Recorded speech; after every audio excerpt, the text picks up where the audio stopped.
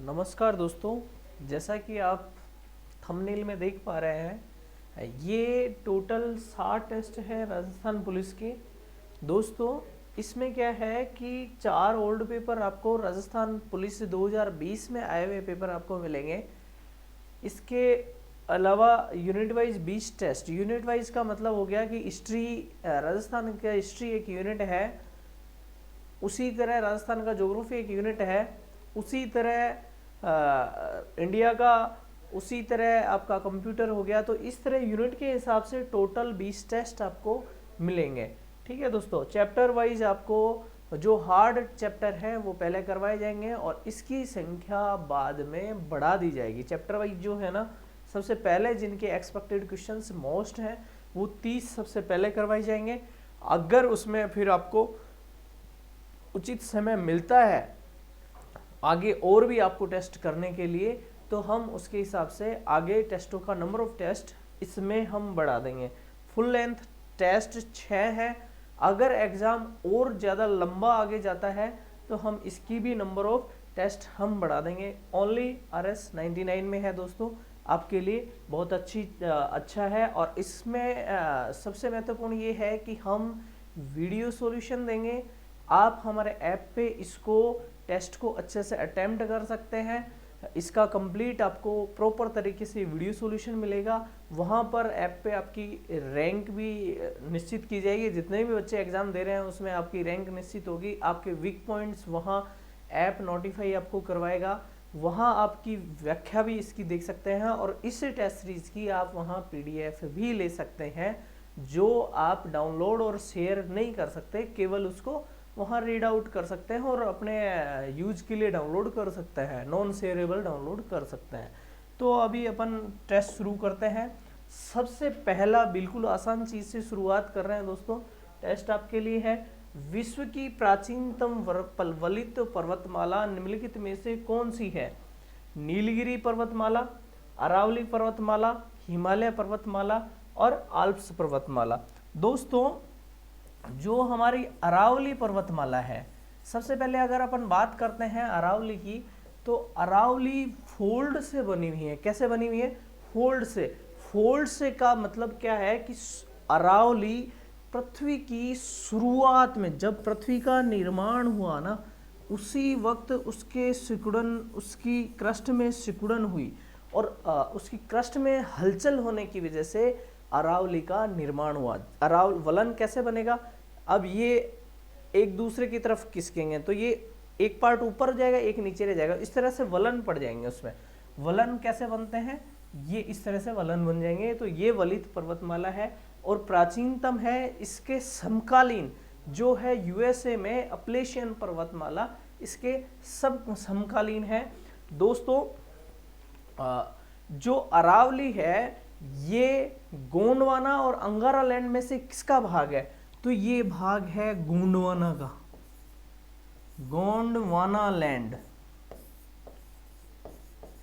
ठीक है दोस्तों, गोंडवाना लैंड का भाग है ये। ठीक है, गोंडवाना लैंड का भाग है। सबसे महत्वपूर्ण हो गया। अब एक तो हो गया कि गोंडवाना लैंड का भाग हो गया, दूसरा हो गया कि वलित पर्वतमाला है, अंगारा लैंड और उसमें गोंडवाना लैंड, क्योंकि नीचे वाला पार्ट है जो हमारे इंडिया का था और उसी का ये पार्ट है। हमारे हिमालय जो अंगारा लैंड वाले अपर पार्ट में आता है तैतीस सागर में, ये भाग अलग है। तो ये गोंडवाना लैंड का भाग है, ये आपको याद रखना है। कुल लंबाई आपको याद रखनी है। कुल लंबाई इसकी कितनी है? 692 किलोमीटर। ठीक है दोस्तों, 692 किलोमीटर कुल लंबाई है। 692 किलोमीटर में से राजस्थान में कितनी है? 550 किलोमीटर। राजस्थान में कितनी है? 550 किलोमीटर। अब इसमें हमने लंबाई देख ली, इसका टोटल वो देख लिया। दोस्तों, ये जो अरावली है वो गुजरात के खेड़ ब्रह्मा से शुरू होती है। गुजरात के खेड़ ब्रह्मा, और ये खेड़ ब्रह्मा कहाँ है? पालनपुर। आपको ये नाम याद रखने हैं, पालनपुर। ठीक है दोस्तों, और ये दिल्ली तक जाती है। इसका विस्तार कहां तक है दोस्तों? दिल्ली तक। ठीक है, अब इसी से संबंधित एक और प्रश्न इसमें बन सकता है, वो क्या है कि ये कौन से युग से संबंधित है? तो दोस्तों ये हमारे पृथ्वी पर जो सबसे पहले कोई निर्माण हुआ, कुछ चीज बनी हमारी धरती पर, तो वो क्या चीज थी? अरावली थी। तो वो प्री कैम्ब्रियन, हमारा कैम्ब्रियन युग से भी पहले की घटना है ये। ठीक है, तो इसको बोलते हैं प्री कैम्ब्रियन। प्री कैम्ब्रियन क्या बोलते हैं इसको? प्री कैम्ब्रियन युग की पर्वत श्रृंखला है ये। प्री कैम्ब्रियन युग की पर्वत श्रृंखला है। तो ये अरावली से महत्वपूर्ण रिलेटेड महत्वपूर्ण तथ्य हो गए। इसके अलावा एक चीज और भी है कि ये भारत का जल विभाजक कहलाता है। ठीक है, क्या कहलाता है? जल विभाजक। भारत का जल विभाजक कहलाता है। अरावली है जो भारत का जल विभाजक कहलाता है। तो इस तरह से महत्वपूर्ण तथ्य जो थे अरावली से रिलेटेड आपके लिए। इसके अलावा ये राजस्थान के लगभग मध्य से निकलती है, दक्षिण से, दक्षिण पश्चिम से उत्तर पूर्व की ओर इसका विस्तार है। इसमें हाईएस्ट शिखर का नाम क्या है दोस्तों? गुरु शिखर है।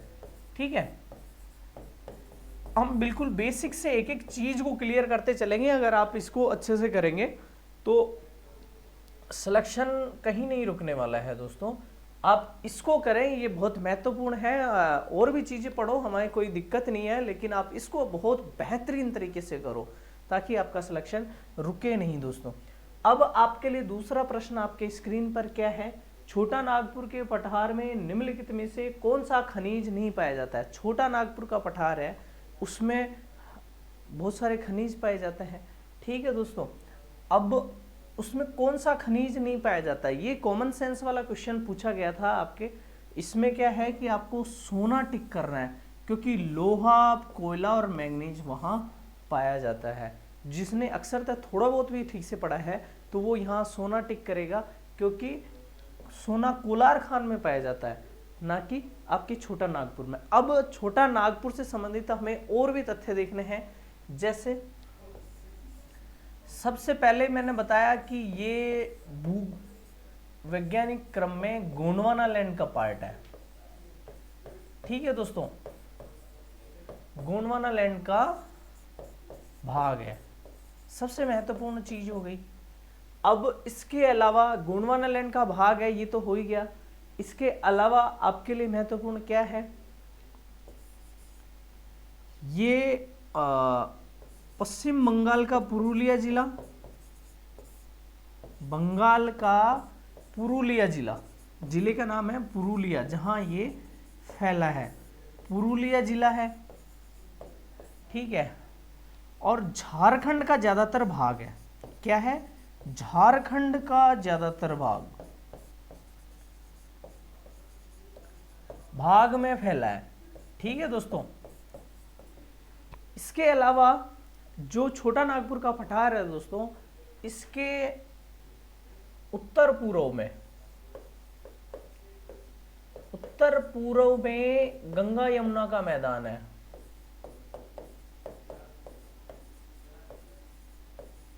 यमुना का मैदान है।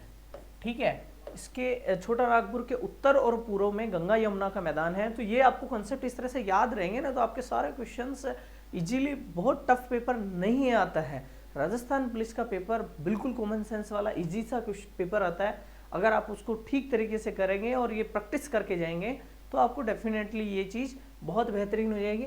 इसके अलावा गंगा यमुना का मैदान है। इसके अलावा दक्षिण में महानदी है, दक्षिण में महानदी है। तो ये उसके भौगोलिक एस्पेक्ट्स हो गए।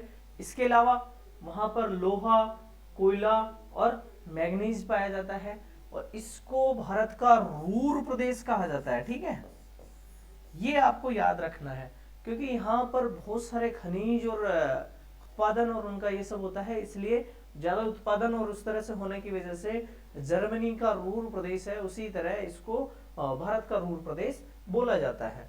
ठीक है, अब इसके बाद अपन नेक्स्ट क्वेश्चन देखते हैं। क्या क्वेश्चन है, आप देखो, मृदा अपरदन का निम्नलिखित में से कौन सा एक कारण नहीं है। मृदा अपरदन का निम्नलिखित में से कौन सा एक कारण नहीं है। अतिचारण, ज्यादा चराई करवाएंगे तो जाहिर सी बात है कि अपरदन होगा। बाढ़, भूस्खलन, वन रोपण, इनमें से कौन सा कारण जो नहीं है मृदा अपरदन का कारण नहीं है। वन रोपण मतलब पेड़ लगाने से कोई मृदा अपरदन नहीं होता है दोस्तों, पेड़ लगाने से मृदा का अपरदन रुकता है दोस्तों। तो ये बाकी चीजें आपके आ जाएंगी। अतिचारण का मतलब दोस्तों ज्यादा चराई करवाने से, आप घास के मैदानों में या कहीं भी अपने जहाँ पशु को छोड़ दिया जाता है, छोटा पशु हो, भेड़ बकरी हो, कुछ भी है, तो वो अति चराई होगी तो मृदा अपरदन उससे बहुत भयंकर होगा। सीधा सा कॉमन सेंस वाला क्वेश्चन है। बाढ़ आएगी तो बाढ़ के साथ में मिट्टी भी फेंकी जाएगी, तो भी कॉमन सेंस वाला क्वेश्चन है। भूस्खलन, भूस्खलन क्या होता है, लैंडस्लाइड गिर जाती है पहाड़ों में। अक्सर बरसात के मौसम में क्या होता है, वो झुका हुआ पहाड़ रहता है और उसकी सख्त जो रहता है, उसकी जो चट्टाने हैं वो इतनी मजबूत और इस तरह से नहीं होती उनकी बनावट, उसमें पानी जैसे ही जाता है तो वो फिसल जाती है, उसी को क्या बोलते हैं हम, लैंडस्लाइड, फिसल जाती है तो उसको भूस्खलन बोलते हैं। तो उससे भी मृदा अपरदन होता है और पेड़ लगाने से कोई मृदा अपरदन नहीं होता है। तो ये बिल्कुल इजी सा क्वेश्चन था आपके लिए। नेक्स्ट देखते हैं, अंगूर की खेती को क्या कहते हैं दोस्तों। ये क्वेश्चन ऐसा है कि इसमें से आप देख लेना, इस बार भी आपको क्वेश्चन एक डेफिनेटली मिल जाएगा। क्या है, अंगूर की खेती को क्या कहते हैं, हॉर्टिकल्चर, पीसीकल्चर, विटिकल्चर, सेरिकल्चर। दोस्तों इसको क्या बोलेंगे, विटिकल्चर। विटिकल्चर को क्या बोलते हैं, अंगूर की खेती। सबसे पहले हॉर्टिकल्चर कैसे बोलेंगे, हॉर्टिकल्चर दोस्तों बागवानी को बोलता है, बागवानी को क्या बोलते हैं, हॉर्टिकल्चर। Number 2 pisciculture. जो पीसीकल्चर है दोस्तों, ये पीसीकल्चर में मत्स्य पालन होता है, मत्स्य पालन। ठीक है दोस्तों, इसके अलावा सेरिकल्चर में रेशम उद्योग, सेरिकल्चर में रेशम उद्योग, कीट पालन जो करते हैं रेशम उद्योग, उसको सेरिकल्चर बोलते हैं दोस्तों। इसके अलावा एरोपोनिक किसे बोलते हैं, एरोपोनिक। जो एरोपोनिक है दोस्तों, इसका क्या विशेषता होती है कि एरोपोनिक पौधों को हवा में उगाया जाता है, पौधों को हवा में उगाया जाता है।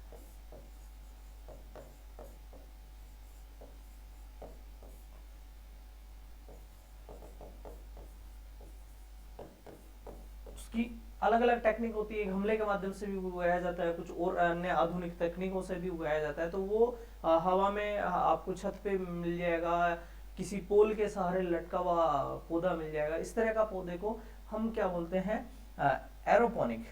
ठीक है, इसके अलावा ओलेरिकल्चर, ओलेरिकल्चर भी है दोस्तों। इस ओलेरिकल्चर का क्या नाम है, सब्जी विज्ञान। सब्जी विज्ञान नाम है, किसका है, सब्जी विज्ञान नाम है ओलेरिकल्चर का। ठीक है, इसके अलावा अपन ने विटिकल्चर देख ही लिया, पीसीकल्चर अपन ने देख ही लिया, हॉर्टिकल्चर बागवानी को बोलते हैं। इसके अलावा पोमोलॉजी आपके लिए एक शब्द है, पोमोलॉजी। अगर कोई देख रहा है तो इसको बताए, क्योंकि ये इसमें से एक क्वेश्चन आपको डेफिनेटली राजस्थान पुलिस एग्जाम में देखने को मिलेगा। इसको बोलते हैं फूल विज्ञान। क्या बोलते हैं दोस्तों, फूल विज्ञान। फूलों के विज्ञान को क्या बोलते हैं, पोमोलॉजी। ठीक है दोस्तों, तो ये पोमोलॉजी हो गया।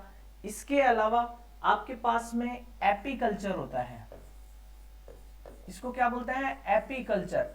एपीकल्चर किससे बोलते हैं दोस्तों, मधुमक्खी पालन को एपीकल्चर बोलते हैं।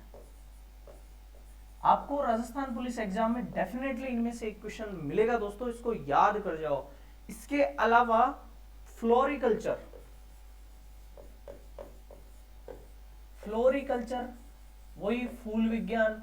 ठीक है, फूल से रिलेटेड जो अध्ययन होता है उसको फूल विज्ञान बोलते हैं। इसके अलावा एक और होता है मोरिकल्चर।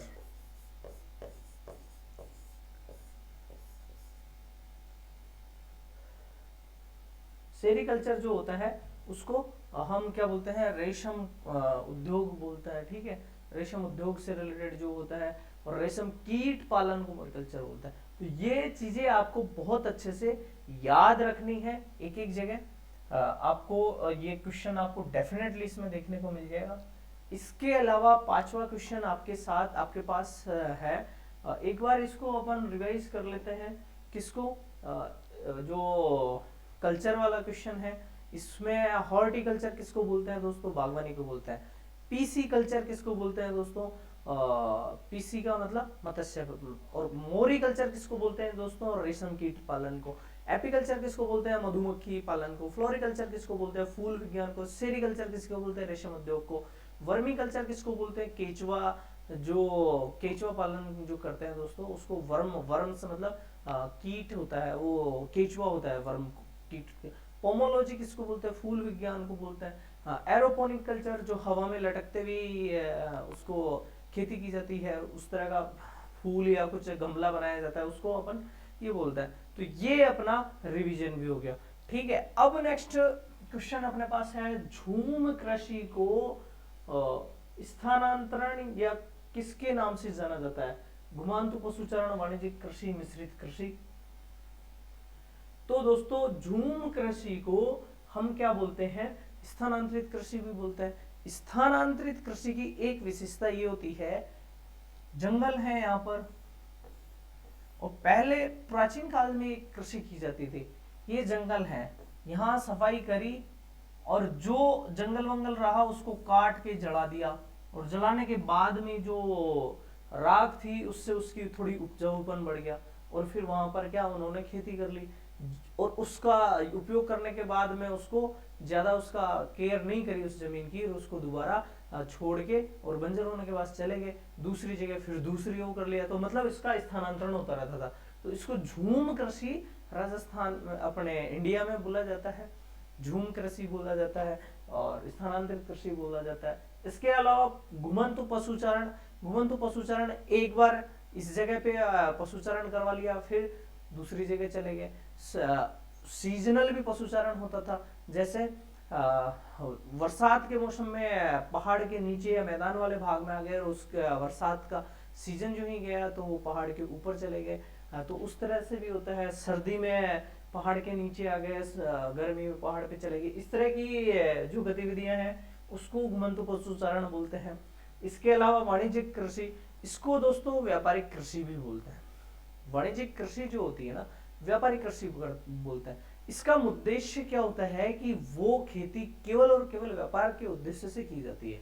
अपना घर का यूज करने के बाद में उसको व्यापार के लिए बेच दिया जाता है। जैसे तिलहन का हो गया, आपके सोयाबीन का हो गया। तो ऐसे जो खेती जो रहती है जिसका व्यापार किया जाता है उसको अपन वाणिज्यिक कृषि बोलते हैं। मिश्रित कृषि, अब मिश्रित कृषि क्या होती है, इसमें दोस्तों पशुचारण किया जाता है। पशुचारण किया जाता है किसके साथ में, खेती के साथ में। अब दोनों चीज हो गई, खेती भी हो रही है और पशुचारण भी हो रहा है, तो उसको हम दोस्तों क्या बोलते हैं, मिश्रित खेती। तो इस तरह से आपके पास, तो इस तरह दोस्तों आपका मिश्रित कृषि में पशुचारण और खेती दोनों को संयुक्त रूप से किया जाता है।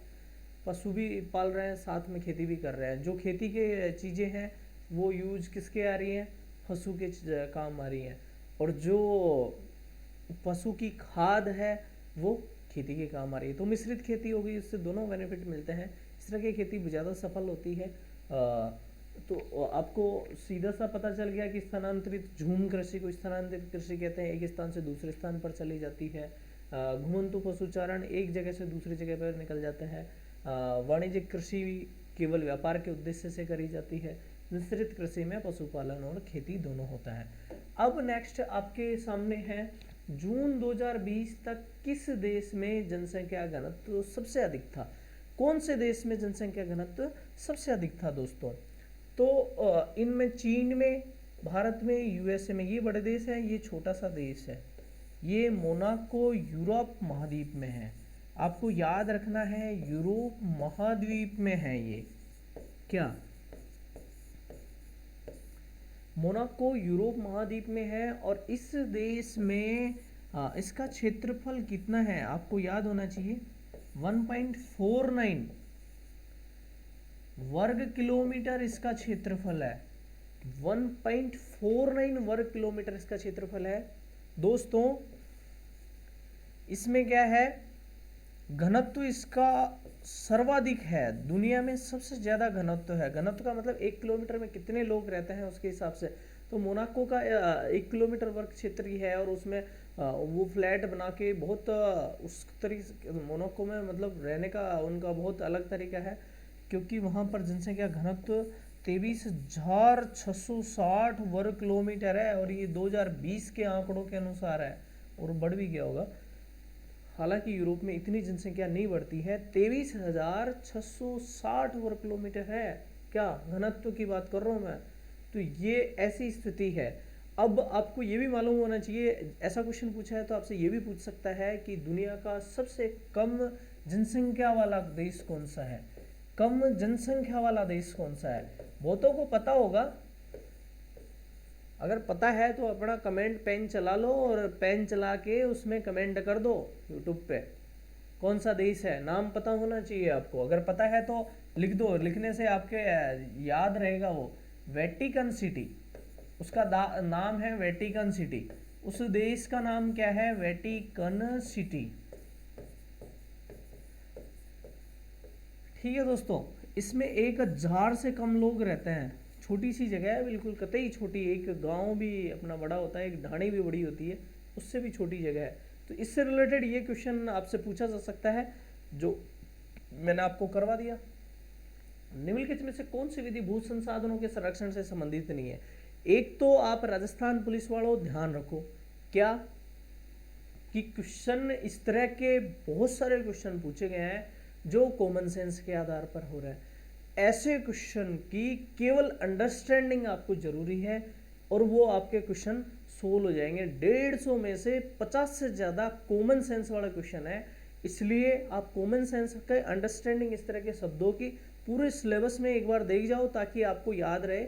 50 से ज्यादा क्वेश्चन आपके इजीली यहाँ से हो जाएंगे, बहुत आसानी से। भू संसाधनों के संरक्षण, जो मृदा प्रदन में है, वही क्वेश्चन सेम पेपर में दोबारा पूछा गया है। अतिचारण पर रोक संबंधित नहीं है, अपर्दन से संबंधित नहीं है। पहले तो पूछा था कि अपर्दन से संबंधित कौन सा नहीं है, तो हमने जो वन लगाने की बात थी उस पर वो किया था। अब इसमें कहा है कि भू संसाधनों के संरक्षण से संबंधित नहीं है। भू संसाधन मतलब भूमि के संसाधन है, उनको संरक्षण से संबंधित नहीं है। कौन सा इनका संरक्षण नहीं कर रहा है? तो अतिचारण पर रोक, अतिचारण ज्यादा चराई पर रोक करेंगे तो संरक्षण होगा, सीधी सी बात है। तो ये सही है आंसर। भूमि पुनरुद्धार, अगर भूमि का हम पुनरुद्धार करेंगे तो भी ये एक संरक्षण है दोस्तों, संरक्षण होगा। इसके अलावा उर्वरकों का विनियमित प्रयोग, सही तरीके से उर्वरकों का उपयोग करेंगे तो भी उसका भूमि का संसाधनों का बचत होगी। इसमें आपको समझने की जरूरत है, इसमें बहुत गलती होती है लोगों से, ज्यादातर लोगों से इससे गलती होती है। वनोन्मूलन, डिफोरेस्टेशन, डिफोरेस्टेशन भाई वनोन्मूलन, फोरेस्टेशन तो ठीक है, वो भूमि संसाधनों का संरक्षण करेगा, लेकिन यहाँ पूछा है डिफोरेस्टेशन, वनोन्मूलन, हटा दिया वनों को तो अपर्दन ज्यादा होगा, सारी दिक्कतें वहां से बढ़ना शुरू हो जाएंगी। तो इसका आंसर आपका ये आ जाएगा। नेक्स्ट क्वेश्चन देखते हैं दोस्तों, फाइबर से धागा बनाने की प्रक्रिया क्या कहलाती है? देखो कितना आसान क्वेश्चन है, अगर आपने एक बार अंडरस्टैंडिंग रख ली तो फाइबर से धागा बनाने की क्रिया को क्या कहते हैं दोस्तों? इसको कताई कहते हैं, स्पिनिंग। फाइबर में क्या है कि आप में ना तो कपास, जो नेचुरली कपास रहता है उसका उपयोग नहीं किया जाता, इसमें फाइबर का भी उपयोग किया जाता है। फाइबर से धागा बनाने की प्रक्रिया स्पिनिंग कहलाती है। उसको स्पिन करते करते करते लंबा सा धागा बना देते हैं, उसको स्पिनिंग कहते हैं। अब बाकी चीजें, ओटाई क्या है? ओटाई या गिनिंग, जब कपास खेत से लाया जाता है तो वो फूल का जो पिछला भाग होता है, अपशिष्ट बोल सकते हैं हम, या फिर उसका जो वेस्ट पार्ट होता है जिसमें कपास सेट रहती है, उसको हटाते हैं। इसके अलावा बीज, जिसको काकड़ा भी बोलते हैं अपने देसी भाषा में, उस बीज को हटाते हैं। तो उस चीज को क्या बोलते हैं दोस्तों? ओटाई। ओटाई को इंग्लिश में क्या बोलते हैं? गिनिंग बोलते हैं। जो कपास का जो बीज और अपशिष्ट को हटाने की प्रक्रिया को ओटाई बोलते हैं। फिर वो यूज होने के लिए निकल जाता है खेत से आने के बाद में। बुनना किसे कहते हैं? नीटिंग। आपने आपके फैमिली में किसी ना किसी को लेके स्वेटर बुनते हुए देखा होगा, तो उसमें लूप लगाकर फिर उसको प्रो कर ऐसे फिर से निकालते हैं, फिर लूप लगाकर प्रो कर निकालते हैं, उसको बुनना बोलते हैं। तो ये नीटिंग होता है, मतलब बुनना, इसमें लूप लगाकर बुनते हैं। ठीक है। अब एक और बुनकरी है, ये बुनकरी, बुनना, वीविंग बोलते हैं उसको इंग्लिश में। वीविंग क्या है? वीविंग में क्या कर देते हैं, ऐसे लंबे लंबे ऐसे तार लगा के एक मशीन के माध्यम से, आपने गाँव में देखा होगा हाथ से फिराता है किसी कुछ लोग, अब मशीनें भी आ गई उसकी, तो उसमें रहता है और फिर उसमें वो तार डालते हैं, ये धागा डालते रहते हैं, धागा डालते रहते हैं, तो इससे अपने गलीचा वगैरह बनता है ना, उसको अपन वीविंग बोलते हैं। क्या बोलते हैं? वीविंग बोलते हैं। तो इस तरह से आपका ये सारे चीज़ें इसमें इससे रिलेटेड थी वो क्लियर हो गई। इस तरह का क्वेश्चन फिर से आने के चांस हैं। अब इसमें क्वेश्चन बन रहा है तो आएगा ना, आपको अच्छे से करना है। ठीक है। अब भारत की पहली 3D फिल्म कौन सी थी? ये दोस्तों 3D फिल्म की बात कर रहा है। माय डियर कुट्टी चाथन फिल्म थी। हॉन्टेड, कोचाईदा ना, अलादीन ये नहीं थी। ये क्या थी? माय डियर कुट्टी चाथन 1984 में 1984 में रिलीज हुई थी।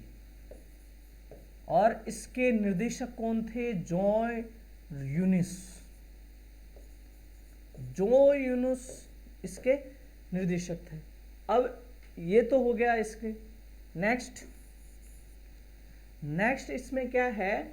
इसमें जो नेक्स्ट चीज है याद रखने वाली, कि इसके निर्देशक हो गया, 1984 में रिलीज हो गई। और ये किस भाषा की थी? मलयाली मूवी थी। मलयालम केरल में बोली जाती है दोस्तों भाषा, और केरल की मलयालम के हिसाब से ये मलयाली फिल्म थी। ठीक है। मलयालम भाषा में रिलीज हुई थी। ये 3D फिल्म थी, भारत की पहली 3D फिल्म थी। अब इससे रिलेटेड और क्वेश्चन भी आपसे पूछा जा सकता है। आपसे पूछा जाए भारत की पहली बोलती फिल्म कौन सी है? और ये क्वेश्चन पूछा गया है, बहुत बार पूछा गया है। पहली बोलती फिल्म, पहली बोलती फिल्म। ठीक है दोस्तों, पहली बोलती फिल्म की अगर बात करें तो ये आलम आरा है। क्या है? आलम आरा। अब कुछ लोगों को ये आलम आरा शब्द भी याद हो गया, एक बार दो बार आपने देख लिया तो वो एग्जाम में टिक करते वक्त आपको दिक्कत नहीं होगी। उसमें एग्जाम में टिक करते वक्त आपको दिक्कत नहीं होगी। आलम आरा पहली बोलती फिल्म है। बोलती फिल्म मतलब व्यू के साथ में आवाज भी, साउंड भी आ रही है, उसको बोलती फिल्म जो पहली थी वो आलम आरा थी। और इसके निदेशक कौन थे? आरदेशियर ईरानी। आरदेशियर ईरानी क्या थे इसके निर्देशक? इस फिल्म के निर्देशक थे दोस्तों। पिक्चरों में आपका सबका इंटरेस्ट अच्छा रहता है, भयंकर बना रहता है, और काम करें नहीं करें, लेकिन पिक्चरों का, क्रिकेट का, ये क्वेश्चन तो आपके गलत होते ही नहीं है। किसी के देख लो। आरदेशियर ईरानी की जो बात है ये, और ये फिल्म जो आलम आरा कब बनाई गई थी? 1931 में। 1931 में ये फिल्म रिलीज हुई थी। इसके अलावा आपको ज्यादातर को फिर भी पता होगा कि भारत की ये तो बोलती फिल्म होगी, फिर बिना बोलती कौन सी है? मूक फिल्म कौन सी है? हरिश्चंद्र। और हरिश्चंद्र फिल्म कब आई थी? 1913 में। और सबसे महत्वपूर्ण इसमें याद रखने का, आपके परीक्षा में पूछा जा सकता है, क्या है? 1913 में हरिश्चंद्र फिल्म आई थी और उसके निर्देशक कौन थे? Dada Saheb Phalke.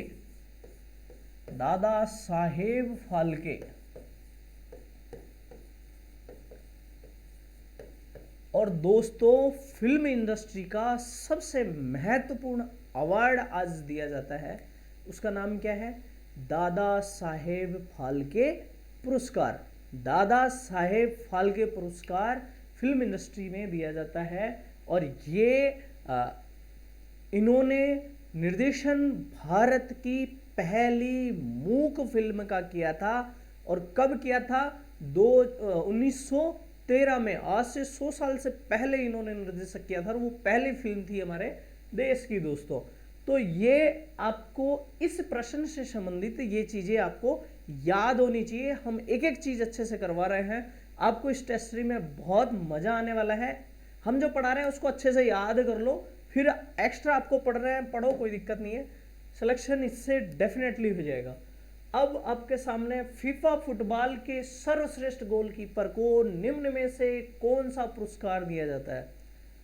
Golden boot, golden गेंद, गोल्डन गोल पोस्ट, गोल्डन दस्ताने।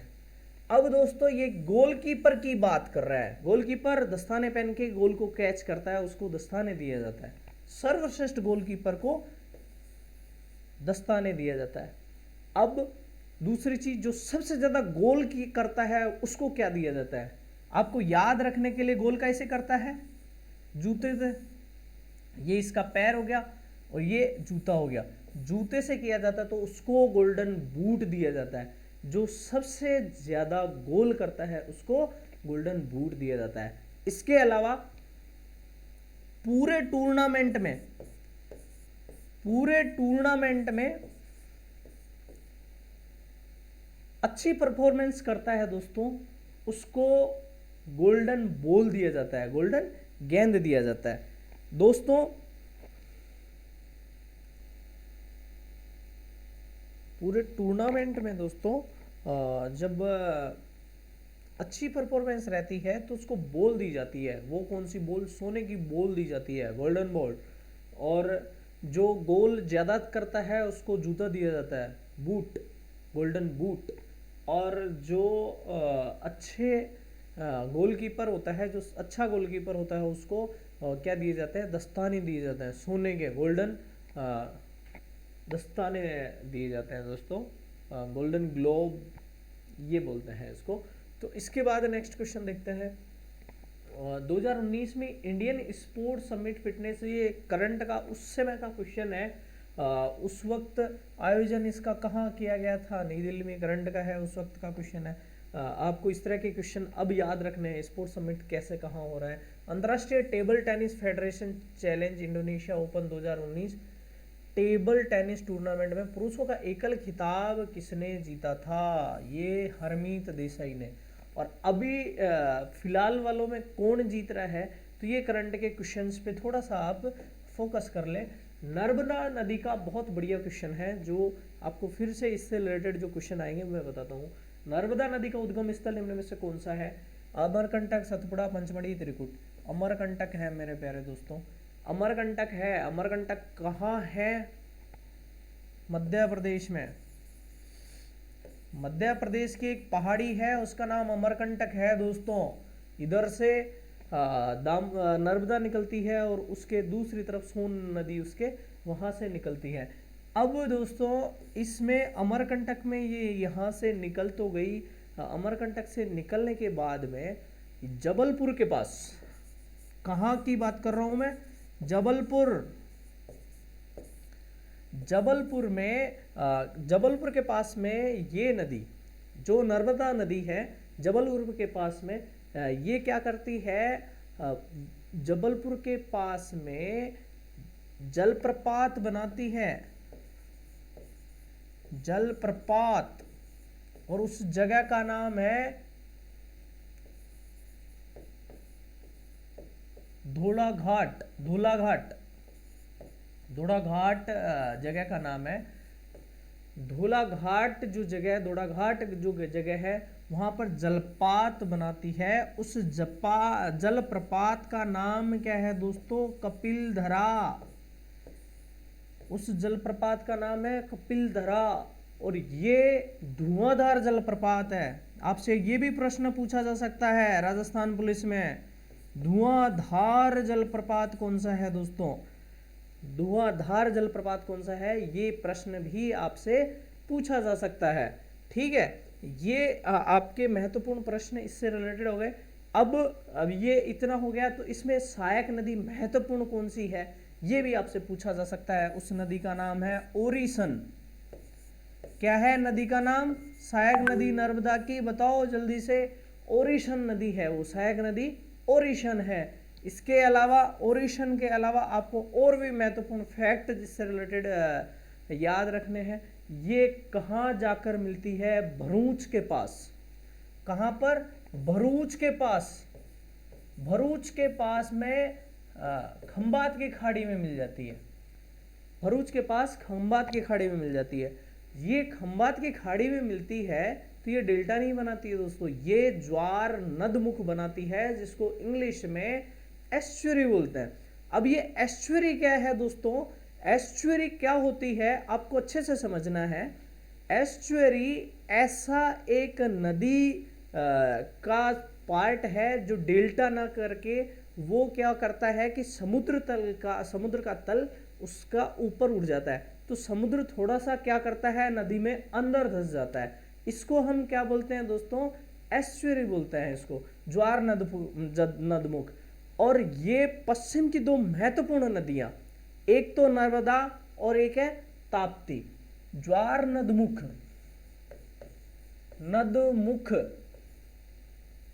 ज्वार नदमुख, जो दोस्तों ये ज्वार नदमुख है, ज्वार नदमुख नर्मदा और ताप्ती बनाती हैं, नर्मदा और ताप्ती। ताप्ती को नाम से ही कुछ लोग हंसने लग जाते हैं। ताप्ती आपको याद रखना है इजीली। नर्मदा और ताप्ती दोनों नदियां हैं, ज्वार नदमुख बनाती हैं। दोनों नदियां क्या करती हैं, ज्वार नदमुख कैसे बनाती हैं कि ये समुद्र में चली जाती है, और समुद्र वहाँ जहाँ ये मिलती हैं वहाँ समुद्र का तल का स्तर उसके डेल्टा से ऊंचा होता है, इसलिए वो ज्वार नदमुख उस समुद्र में वैसे मिल जाती हैं। समझ रहे हैं आप? ठीक है। अब ताप्ती है, ये कहाँ, सूरत के पास में मिलती है, सूरत के पास में मिलती है। कहाँ, किस में मिलती है, सूरत के पास, समुद्र में मिल जाती है, सूरत के पास में। अब आपको इस तरह की जो ज्वार नदमुख बनाने वाली नदियां और भी याद रखनी है, तो गोवा की दो नदियां हैं। ठीक है, एक है मांडवी,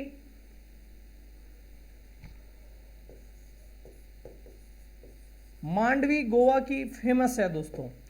ठीक है, दूसरी नदी का आप नाम कमेंट करो। एक है मांडवी, और दोस्तों केरल में भी दो हैं, एक है भरतपुजा,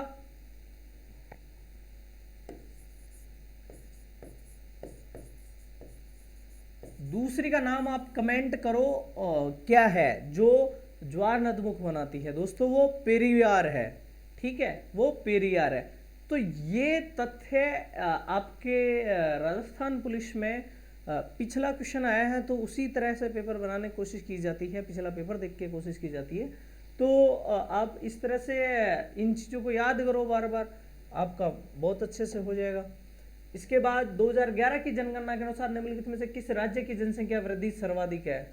तो सीधी सी बात है, किसकी ज़्यादा है सर्वाधिक, इसमें उत्तर प्रदेश की है।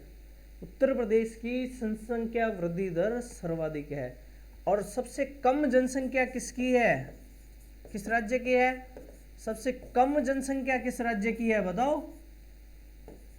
अरे भाई इजी सा आंसर है, इसका आंसर क्या आएगा? इसका आंसर होगा सिक्किम। इसका आंसर होगा सिक्किम। इसका सिक्किम आंसर है। सिक्किम में सबसे कम जनसंख्या है, सबसे ज्यादा यूपी में है। ठीक है, ये आपका क्वेश्चन हो गया। जनसंख्या के आंकड़े एक बार आप अच्छे से याद कर लो, आपको 2 या 3 क्वेश्चन हर किसी एग्जाम में, कोई सा भी एग्जाम हो उसमें आपको देखने को मिल जाएगा। भारत में विशालतम नदीमुख डेल्टा कौन सी नदी का है? ठीक है, तो ये आपको याद रखना है। सुंदरवन नदीमुख है, महानदी का नदीमुख है, गोदावरी का नदी मुख है, कावेरी का नदी मुख है, कौन सा है? तो इसमें आंसर आएगा सुंदरवन नदी मुख डेल्टा, क्योंकि ये गंगा और ब्रह्मपुत्र भारत की तो सबसे बड़ी नदी है, तो ये दुनिया का सबसे बड़ा डेल्टा है जो सुंदरवन डेल्टा है। और इस डेल्टा में सुंदरी नामक वृक्ष पाया जाता है, जिसकी वजह से क्या होता है, उस डेल्टा का नाम सुंदरवन पड़ गया। सुंदरी नामक वृक्ष के पाए जाने के कारण इसका नाम सुंदरी वृक्ष की वजह से सुंदरवन पड़ गया। ठीक है दोस्तों, सुंदरवन पड़ गया। और ये विशालतम डेल्टा भारत का है दोस्तों। ठीक है, अब आपको डेल्टा से संबंधित और प्रश्न राजस्थान पुलिस में पूछे जा सकते हैं, जैसे पंजाकार डेल्टा किसे कहते हैं दोस्तों? आपको सबको आना चाहिए पंजाकार डेल्टा। अब इसके नाम से ही आपको लग रहा है कि पंजे की आकृति का वो डेल्टा होगा, मतलब वो समुद्र में जब मिलेगा तो कैसे पंजे की आकृति में, उसके 3-4 निकल जाएंगे अंगुलियां जैसा, तो पंजे की आकृति में वो समुद्र में नदी मिल जाती है, तो उसको पंजाकार डेल्टा बोलते हैं। इसके अलावा रुंडित डेल्टा, रुंडित डेल्टा जो होता है दोस्तों, इसकी एक विशेषता ये है कि ये जो डेल्टा आपका बन रहा है उसमें ज्वार भाटा उसको डेल्टा को बहा ले जाता है, उसकी मिट्टी विट्टी सब कुछ बहा ले जाता है। ऐसी स्थिति में वहां पर जो लाई हुई है नदी द्वारा, तलछट लाई हुई है जो वहां जमा करनी थी, वो जमा ना होकर ज्वार भाटा द्वारा बहा ले जाते हैं, तो उसमें छितराई स्थिति में, रुंडित स्थिति में वो समुद्र में मिलता है, वो नदी मिलती है, उसको हम क्या बोलते हैं, रुंडित डेल्टा। इसके अलावा चापाकार डेल्टा महत्वपूर्ण है, ये भी चापाकार डेल्टा आपसे पूछा जा सकता है। चापाकार डेल्टा एक चाप के रूप में नदी अपने रेत या तलछट का जमाव एक चाप के रूप में कर देती है, इस तरह से कर देती है, जिसमें बीच के भाग में ज्यादा, क्योंकि बीच में ज्यादा आता है और साइडों में कम करता है, इसलिए इसको क्या बोलते हैं, चापाकार डेल्टा बोलते हैं दोस्तों। क्या बोलते हैं इसको, चापाकार डेल्टा बोलते हैं। तो ये आपके महत्वपूर्ण डेल्टाओं की स्थिति हो गई, इसको फैक्ट्स हो गए, आप इसको रिवाइज करें। अपन दोस्तों इसको एक बार और देख लेते हैं भाई। सुंदरवन जो है वहाँ सुंदरी वृक्ष की वजह से पंजाकार डेल्टा पंजे की आकृति का होता है, और रुंडित डेल्टा में वो ज्वार द्वारा बहा ले जाता है, और चापाकार डेल्टा में एक चाप द्वारा रहता है जिसमें मध्य भाग में ज़्यादा मात्रा में तलछट जमा होता है। तो इस तरह से आपका एक श्रेणी बन जाती है, और ये आपको याद रखना है। इसके अलावा क्वेश्चन है, निम्नलिखित में से किस विटामिन की कमी के कारण रतौंधी नामक रोग होता है?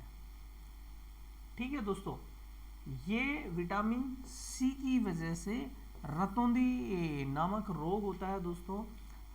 ये आपको याद रखना है, रतौंधी रोग होता है विटामिन सी की कमी से, विटामिन ए की कमी से, ना कि सी की वजह से। ए की कमी से ये रतौंधी रोग होता है दोस्तों, विटामिन ए की कमी से होता है। इसमें क्या होता है कि विटामिन ए के स्रोत अगर अपन देखें, विटामिन ए के स्रोत किस किस से विटामिन ए की पूर्ति होगी, तो दोस्तों आपका सबसे पहले गाजर, पालक, दूध, पपीता,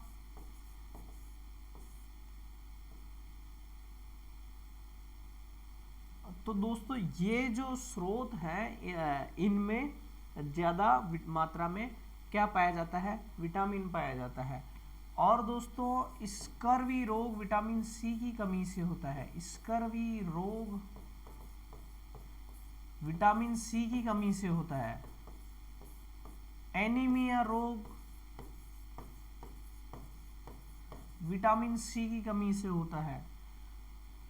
तो ये रोग हैं जो आपके याद रखने के हैं। जो विटामिन सी के स्रोत है खट्टे फल होते हैं दोस्तों। क्या होते हैं? खट्टे फल जो है उनको क्या बोलते हैं? विटामिन सी की कमी से होते हैं। ये विटामिन सी की कमी से होता है, याद रखना आप लोग, विटामिन सी की कमी से खट्टे फल और मतलब इनका स्रोत होते हैं विटामिन सी के। खट्टे फल हो गया, नारंगी हो गया, आंवला हो गया, आपका दही हो गया, और जो भी इस तरह से होते हैं, नारंगी के अलावा अपना नींबू हो गया, ये सब क्या है? विटामिन सी के स्रोत हैं दोस्तों। और इससे आपको विटामिन सी की पूर्ति हो जाती है। आपको हमारे ऐप पे विटामिन B12 के जो स्रोत हैं, उसके कारण हैं, वो सब भी अच्छे से व्याख्या में दिया हुआ है। उसको आप एक बार अटेम्प्ट करके देखें, बहुत अच्छे से उसका डिस्क्रिप्शन करा हुआ है, वहाँ पे लिस्ट दी हुई है। पृथ्वी तक सूर्य की किरणें पहुंचने में लगभग कितना समय लगता है? पृथ्वी और सूर्य के बीच की दूरी है 15 करोड़ किलोमीटर। कितना है? 15 करोड़ किलोमीटर। ठीक है दोस्तों। अब ये 15 करोड़ किलोमीटर दूरी को प्रकाश सूर्य से पृथ्वी में आने में कितना समय लगाता है? 8 मिनट लगाता है दोस्तों। कितना मिनट लगाता है? 8 मिनट लगाता है। ठीक है। अब ये 8 मिनट में यहां पहुंचता है दोस्तों सूर्य का प्रकाश। तो आपको इसका आंसर ये करना है। ठीक है। इसके बाद नेक्स्ट है दहेज निषेध अधिनियम 1961 के अनुसार दहेज से संबंधित कितनी स्थितियां बताई गई है? इसमें दोस्तों दहेज की 3 स्थितियां बताई गई हैं कि जो पीड़ित है वो सबसे पहले लिखित